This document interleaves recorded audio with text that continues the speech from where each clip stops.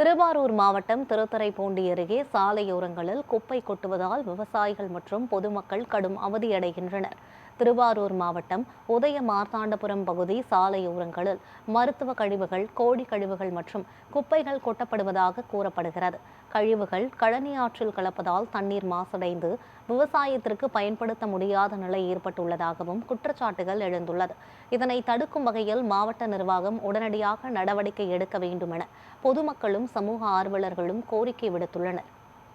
இந்த ஆறு தூர் வராமையும் இருக்குது, ஆகாய தாமரை படர்ந்து போய் கிடக்குது. இது கிட்டத்தட்ட இந்த பக்கம் ஒரு 1000 ஏக்கருக்கு பாசன வாய்க்காலது தான், வடிகாலது தான். ஆனால் இந்த மாதிரி ஃபுல்லாக குப்பையை கொட்டினதுனால பாதி தோந்து போயிருக்குது. இந்த குப்பைகளை திங்கிறதுக்குன்னு பார்த்தீங்கன்னா மாடு, ஆடு, நாய்ங்க இதுகெல்லாம் இந்த இடத்துல காலையில் கூட்டமாக நிற்கிது. காலையில் வாகன விபத்து பயங்கரமாக தடை ஏற்படுறதுக்கான வாய்ப்பு உள்ளது.